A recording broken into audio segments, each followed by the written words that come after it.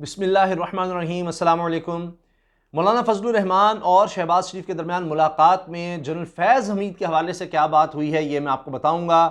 PDM फिर से active हो रही है और 16 अक्टूबर को फैसलाबाद में एक बड़ा जलसा करने जा रही है। राना सनाउल्लाह साहब को इसकी जिम्मेदारी दी गई है क्योंकि उनका ताल्लुक फैसलाबाद से है। इसके अलावा नून लीग के साथ साथ मेज़बानी मिल रही है जमीयत अल हदीस को, और जनाब ये पार्टियां मेज़बानी कर रही हैं फैसलाबाद जलसे की। अब फिर मौलाना फजलुर रहमान साहब ने किस तरह शहबाज शरीफ को मना लिया है, क्या 4 मुतालबात मनवाए हैं शहबाज शरीफ से, और अब क्या होने वाला है, लॉन्ग मार्च का क्या बनने वाला है, शहबाज शरीफ ने क्या यकीनी दहानियां करवाई हैं, और 64 मेंबरान पार्लियामेंट जिनका ताल्लुक तहरीक इंसाफ से है, उनके छोड़ने की खबरें किस तरह से आ रही हैं और कौन ये दावा कर रहा है, इस बारे में मैं आपको बताऊंगा कि जी 64 लोग छोड़कर जाने वाले हैं या किसी भी वक्त छोड़कर जा सकते हैं, छोड़ने को तैयार हैं तहरीक इंसाफ को, इमरान खान साहब को। तो ये जनाब हमने इस वीडियो में बात करनी है। पहली चीज़ ये कि आपने देखा कि फजलुर रहमान साहब नाराज़ थे और वो शिकायतें लगाते रहते थे शहबाज शरीफ की, नवाज़ शरीफ से, तो वो कुछ यकीन दहानियाँ चाहते थे। बहरहाल वो पहुँचे शहबाज शरीफ साहब के पास और कोई 12-16 किस्म के खाने सुनाए वहाँ पर थे, हर तरह का खाना, और बड़ी आवभगत की गई फजलुर रहमान साहब की। लेकिन एक दिलचस्प खबर ये भी लगी है अखबारात में कि जनाब दोनों के जो गार्ड्स हैं वो आपस में लड़ पड़े, क्योंकि मौलाना फजलुर रहमान साहब के साथ जो गार्ड्स थे उनको अंदर नहीं जाने दिया और शहबाज शरीफ साहब के गार्ड्स ने, और उन्होंने शिकवा किया कि अब जब शहबाज शरीफ साहब मिलने हैं फजलुर रहमान साहब से तो हम भी तुम्हारे साथ यही सलूक करेंगे। बहरहाल खाना शाना काफ़ी ज़्यादा खिलाया गया, बड़ी खुशगवार ये मुलाकात रही। कहा यह भी जा रहा है, ज़राए से पता लग रहा है कि नवाज़ शरीफ भी यानी इस मुलाकात में लंदन से वीडियो कॉल के ज़रिए या जिस तरह फ़ोन वगैरह के ज़रिए इसमें मौजूद थे। तो अब इसमें नवाज़ शरीफ साहब ने कहा है कि जी जिस तरह फजलुर रहमान साहब कहेंगे हम उसी तरह करेंगे, यही सरबराही कर रहे हैं पीडीएम की। वजह यह है कि स्ट्रीट पावर उन्हीं के पास है, अब अगर लॉन्ग मार्च भी करना है, कुछ भी करना है, तो लोग तो फजलुर रहमान साहब के लाने हैं। अच्छा, इस मुलाकात में भूल ना जाऊँ, ये भी बात हुई है कि रकम वगैरह किधर से आनी है, क्या करना है, जो भी अखराजात हैं वो किस तरह से करने हैं। तो अभी तो खैर फैसलाबाद में जो जलसा है वो तो नून लीग ने ज़ाहिर तैयार करना है, जमीयत अल हदीस का भी बीच में नाम है। तो जनाब पहली बात जो मैं आपको बताना चाह रहा हूँ वो ये है कि शहबाज शरीफ और फजलुर रहमान साहब के दरमियान मुलाकात में जनरल फैज़ हमीद साहब के हवाले से बात ये हुई है कि जी अब वो DGSI नहीं रहे, तो अब ये बेहतरीन वक्त है कि हम अब दबाव डाल दें हुकूमत पर और भरपूर तरीके से हम कोशिश करें कि जी फौरी तौर पर इलेक्शन करवाए जाएँ। तो शहबाज शरीफ इससे पहले मुतालबा करते रहे जी 2023 के साफ और शफाफ इलेक्शन होने चाहिए, लेकिन फिर शहबाज शरीफ साहब ने इस बात पर एग्री कर लिया मौलाना की कि हाँ जी अब नदीम अंजुम साहब हैं वो आ रहे हैं तो इसको हमें ज़रूर देखना चाहिए, ये वक्त है दबाव डालने का। इसलिए आप देख रहे हैं कि मरीम नवाज़ साहिबा ने भी बहुत ज़्यादा तनकीद की जनरल फैज़ हमीद साहब पर। मगर एक चीज़ आप नोट कीजिए कि इतनी आसानी से मामलात नहीं होंगे कि ये समझा जाए कि जी ये इदारे को इस तरह से लोगों में बांट कर हम कुछ फ़ायदा हासिल कर लेंगे।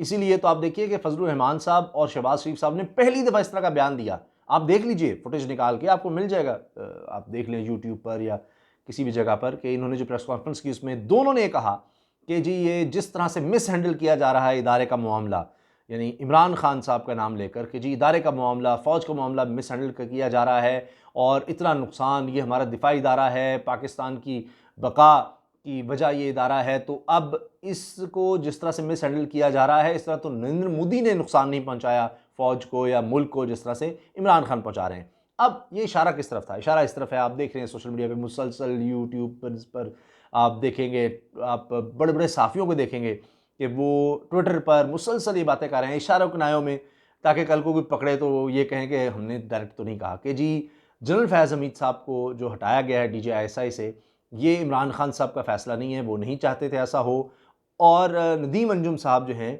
उनको नहीं लाना चाहते थे DGSI, वो उनकी जगह आसिफ गफूर साहब को लाना चाहते थे जो साबिक DGSPR थे, उनको इमरान खान साहब लाना चाहते थे। लेकिन ये चॉइस जो है ना जी ये आर्मी चीफ की है। अब ये साजिशी कहानी पूरी बनी हुई है, पूरी इस्लामाबाद जी पिंडी में हो रहा है, वो हो रहा है, चल रहा है, फलाएं तो बड़ी जनाब लड़ाई का माहौल बनाया हुआ है। तो अब इसी को कैश करवाते हुए शहबाज शरीफ साहब और फजलुर रहमान साहब ने कहा है कि जी ये तो इमरान खान फैसला नहीं कर रहे, या उन्होंने कहा ये जिस तरह से मिस हैंडल कर रहे हैं सारे मामले को, तो उसको वो बुनियाद बना रहे हैं मरीम साहब भी आपने देखा फैज़ अमीन साहब को टारगेट कर रही हैं। तो ये सारी गेम नज़र आ रही है कि जी अब इस्टेब्लिशमेंट की सपोर्ट पहले जैसी नहीं रही। ये गुफ्तगू हुई है अंदर मौलाना फजलुर रहमान और शहबाज शरीफ के दरमियान। तो अब इस्टेब्लिशमेंट की चूँकि पहले जैसी सपोर्ट नहीं है इमरान खान को, तो ये वक्त है स्ट्राइक करने का। लोहा गर्म है, हथौड़ा दे मारो। तो इस वजह से जनाब शहबाज शरीफ साहब ये मान गए हैं और उन्होंने आते ही कह दिया जी फौरी इंतखाबात, फौरी इलेक्शंस करवाएं, छोड़ दें 2023 को। दूसरी चीज़ ये कि जी मौलाना ने ये बात मनवा ली है शहबाज शरीफ से कि जी पार्लियामेंट के अंदर जो कमेटियाँ बनी हैं इंतखाबी इस्लाहात की भी, तो आप उसमें जा रहे थे, अब नहीं जाना। शहबाज शरीफ साहब ने कहा जी ठीक है जी, कोई चक्कर नहीं, हम इसको जाली हुकूमत, चुके हैं मौलाना साहब कहते हैं जाली हुकूमत है, इसके साथ में किसी तामुन नहीं करना, ठीक है। तीसरी चीज़ जो मौलाना ने मनवाई है कि जी PDM के फैसले होंगे, नून लीग अपने अलग फैसले ना करे। तो जो PDM कहेगी उसके बाद अलग नहीं चलना, या कोई बयान या कोई मामला अलग नहीं, अब PDM के तहत ही चलना है। और अगर आपने पीपल्स पार्टी, ये शहबाज शरीफ चाहते थे कि कुछ तो पीपल्स पार्टी NP के साथ चला जाए, तो मौलाना इस पर शदीद नाराज़ थे। तो वो कहते थे कि अच्छा ठीक है, सिर्फ इतना मान गए मौलाना कि जी पीपल्स पार्टी NP से पार्लियामेंट के अंदर हम कुछ करते हैं अगर, तो उसको अगर वो सपोर्ट करते हैं तो उस हद तक ठीक है, यानी फिर भी पार्लियामेंट का हिस्सा रहना है, वो इस्तीफे कहीं नहीं, तो उसमें वो हमारे साथ कहीं चलते हैं, तो पीपल्स पार्टी NP के साथ कोई पार्लियामेंट के हद तक वर्किंग रिलेशनशिप हो तो वो देखा जाएगा। इसके अलावा बाहर आप उनसे कोई ना मिलें, ना कोई बातें करें, ना उनके साथ मेल मिलाप रखें, या उनसे कोई पींगे ना बढ़ाएं। मरीम ने जब बढ़ाई वो जायज़ थी, तो अब शहबाज शरीफ साहब ना करें इस तरह। अच्छा जी, चौथी चीज़ जो मौलाना ने मनवाई है वो लॉन्ग मार्च की बात है कि जी महंगाई है और इस वजह से हमें अभी इसको कैश करवाना है, अब लॉन्ग मार्च हर सूरत करना है, हर सूरत करना है। शहबाज शरीफ साहब मान गए हैं इस पर भी। और उससे पहले अब होंगे जी रोड कारवान होंगे, और 16 तारीख को फैसलाबाद में जलसा है, और उससे पहले 14 अक्टूबर को पेशावर में कॉन्फ्रेंस हो रही है, फिर इसके बाद DG खान में 31 अक्टूबर को शायद जलसा होना है। तो ये जनाब सूरत हाल है। अब आ जाइए 64 लोगों की कहानी, 64 लोगों की। अच्छा, इसका जवाब फवाद चौधरी साहब ने किया है, क्या दिया है इन बातों का, उस पर भी आएंगे।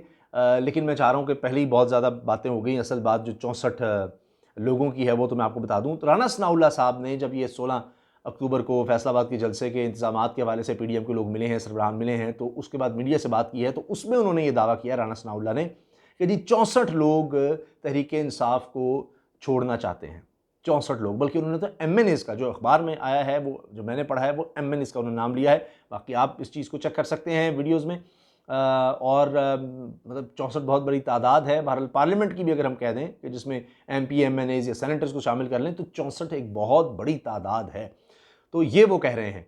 अब असल में मसला ये है कि फैसलाबाद की अगर बात कर लें, तो सबसे पहले तो राजा रियाज ही हैं, वो फैसलाबाद से हैं, वो जहांगीर तरीन ग्रुप में हैं, पहले पीपल्स पार्टी में थे, वो भी नाराज़ तहरीक इंसाफ के लोगों में हैं। तो नज़र तो आ रहा है चौधरी सरवर हों, अलीम खान हों, सबसे आगे आगे जहांगीर तरीन, ये एक नाराज़ ग्रुप। फिर आपको पता ही है कि एक और बड़ी ब्रेकिंग न्यूज़ ये चली कि जी परवेज़ खटक साहब, जो हाल ही में नेशनल सिक्योरिटी कमेटी का इजलास हुआ और बड़ा अहम इजलास था, उसमें तो इदारों को सिंबॉलिक ही सही, लेकिन हेड तो परवेज़ खटक साहब वज़ीर दिफा ही करते हैं ना, तो वो उसमें शामिल नहीं थे। तो नाराज़गी तो परवेज़ खटक साहब भी दिखा रहे हैं, माजी में कह रहे हैं कि मेरे बगैर तो पार्टी रह ही नहीं सकती। तो 20-22 लोग तो मेरे अपने हैं, और 22 लोगों का उन्होंने ग्रुप भी बनाया। जो इजलास हुआ पार्लिमानी पार्टी का, उसमें वो शरीक नहीं हो रहे थे, ये भी खबर आपको पता है, मैंने इस पर वीडियो भी बनाई, वो तस्दीक शुदा खबर है। तो परवेज़ खटक साहब अलग से नाराज़ हैं, तो 22 तो लेकर वही बैठे हुए हैं। इसके अलावा जहांगीर तरीन ग्रुप आपको पता है, मैंने दीगर का भी आपको बता दिया है। तो राना सनाउल्लाह साहब फिर ऐसे ही दावा नहीं कर रहे, नाराज़गियाँ तो नज़र आ रही हैं। तो बहरहाल आने वाले वक्त में सूरत हाल और ज़्यादा वाज़ेह हो जाएगी। ये 64 लोगों की कुछ तो नाम सामने आ रहे हैं, कुछ चीज़ें सामने आ रही हैं। परवेज़ खटक साहब का मैंने आपको बता दिया है कि हालिया अहम तरीन इजलास है, उसमें वज़ीर दिफा का होना बहुत ज़्यादा ज़रूरी था, जिसमें आर्मी चीफ भी होते हैं, दीगर सरबराहान भी होते हैं, इदारों के वफाकी वज़रा भी होते हैं। सबसे अहम उसमें अगर वफाकी वज़ीर किसी को कहा जाए तो वो वज़ीर दिफा होता है। परवेज़ खटक साहब उसमें नहीं थे। आखिर में मैं आपको बता दूं, फवाद चौधरी साहब ने कहा है जी चलो बड़ी अच्छी बात है कि शहबाज शरीफ मौलाना फजलुर रहमान को फ़ौज का ख्याल आ गया, फ़ौज के एहतराम की बात हो गई, लेकिन अब ये कद काठ वाले तो रहे नहीं हैं ये सियासतदान, और इनकी CV पुरानी हो चुकी है। अब कोई नई CV बनाएं, इस CV पर इनकी कोई दाल नहीं गलनी, ये फवाद चौधरी साहब ने बयान दिया है। और आखिर में मैं आपको बता दूँ कि अब भी सीनियर साफ़ी ये कह रहे हैं, मैं नाम भी बता दूँ, हारून रशीद साहब के, जी किसी भी वक्त शहबाज शरीफ साहब गिरफ्तार हो सकते हैं, क्योंकि 25 अरब रुपया क्लर्क और पता नहीं क्या क्या चपड़ासी और इन स्टाफ के 25 अरब रुपया किधर से आ गए इनके अकाउंट में, तो वो कोई इसका जवाब नहीं दे पा रहे, इसलिए किसी भी वक्त शहबाज शरीफ की भी गिरफ्तारी हो सकती है। इन तमाम खबरों के हवाले से आपकी राय मेरे लिए बहुत अहमियत रखती है। अल्लाह हाफ़िज़।